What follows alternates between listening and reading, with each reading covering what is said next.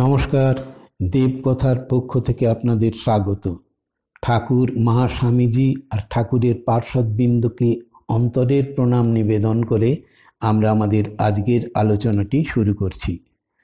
1919 খ্রিস্টাব্দের জানুয়ারি মাস। বহরমপুর কৃষ্ণনাথ কলেজিয়েট স্কুলের মাস্টার কেশবচন্দ্র নাগ কলকাতায় এসে শুনলেন মা শারদা উদ্বোধনে আছেন। তিনি এর আগে একবার তাঁর বৌদির সঙ্গে উদ্বোধনে মায়ের কাছে এসেছিলেন। সেও প্রায় 3 বছর হয়ে গেল। মায়ের কাছে যাওয়ার আগে বলরাম মন্দিরে স্বামী তুরীয়ানন্দ মহারাজের সঙ্গে দেখা করে তিনি তাঁর মায়ের কাছে দীক্ষা নেওয়ার ইচ্ছার কথা জানালেন। মহারাজ বললেন, খুবই ভালো কথা, তুমি মহাভাগ্যবান। এরপর উদ্বোধনে এসে মায়ের কাছে দীক্ষা নেওয়ার আকাঙ্ক্ষার কথা জানাতে মা দয়া করে তাকে মহামন্ত্র দিলেন আর সেই সঙ্গে একটি রুদ্রাক্ষের মালাও দিলেন জপ করে। এরপর 1942 সালে কেশববাবু ভীষণভাবে অসুস্থ হয়ে পড়লেন। বাড়ির সবাই দুশ্চিন্তায় ভেঙে পড়েছেন। একজন ভালো ডাক্তারের চিকিৎসাধীনে থাকা সত্ত্বেও কিছুতেই কিছু হচ্ছিল না। রোগ ক্রমে বাড়তেই থাকলো। চিকিৎসার কোনো ত্রুটি ছিল না, কিন্তু বাঁচবার আশা ক্ষীণ হয়ে আসছিল।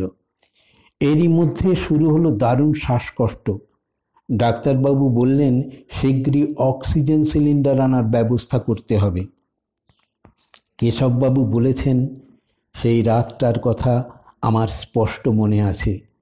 আমার শ্বাসকষ্ট বেড়ে প্রায় দ্বিগুণ হয়ে উঠল। মনে হলো বুঝিবা শেষ রাত। বাড়িতে কারো চোখে ঘুম নেই। হঠাৎ আমার মায়ের কথা মনে পড়ল। আমার মা এই দুঃসময়ে কি আমায় বাঁচাবেন না? বারবার শুধু তাঁর কথা ভাবছি, তাঁকে ডাকছি, মা আমাকে বাঁচাও। হাত পা নাড়ার ক্ষমতা নেই, শুধু কাঁদছি আর কাঁদছি। এমন সময় ঘটনাটা ঘটল। হঠাৎ স্পষ্ট দেখলাম মায়ের মতো কে যেন একজন আমার মাথার কাছে এসে দাঁড়ালেন।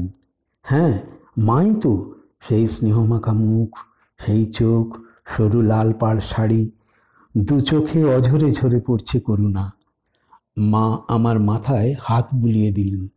ওহ, সে কি সুখ স্পর্শ! মনে হতে লাগলো আমার সব কষ্ট কেটে যাচ্ছে।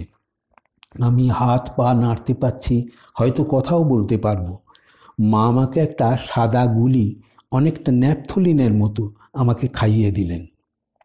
গুলিটা গলা দিয়ে যেতেই যত নামছে ততই রোগ যন্ত্রণা কমতে থাকছে। এরপর আর আমার কোনো খেয়াল নেই কখন ঘুমিয়ে পড়েছি। ভোরবেলা ঘুম ভাঙল। মনে হলো আমার শরীরে কোনো কষ্ট নেই, যন্ত্রণা নেই, রোগ নেই। আমি সুস্থ, সম্পূর্ণ সুস্থ। এতদিন পরে নিজেই বিছানা ছেড়ে উঠলাম। সবাইকে অবাক করে হাঁটলাম। সকালে ডাক্তারবাবু এলেন। আমি খুব জোরের সঙ্গে বললাম, ডাক্তারবাবু, আমি সেরে গেছি, আমি ভালো হয়ে গেছি। ডাক্তারবাবু অবাক বিস্ময়ে বললেন, ভগবানই আপনাকে বাঁচিয়েছেন। আমরাও যদি মায়ের কাছে কেঁদে কেঁদে আমাদের দুঃখ কষ্টের কথা জানাই, তাহলে অবশ্যই তাঁর কৃপাহস্ত আমাদের মাথায় রাখবেন। এই বিশ্বাস অটুট রাখাই আমাদের একমাত্র সম্বল। আমাদের আজকের আলোচনাটি এইখানেই শেষ করছি। জয় শ্রী রামকৃষ্ণ।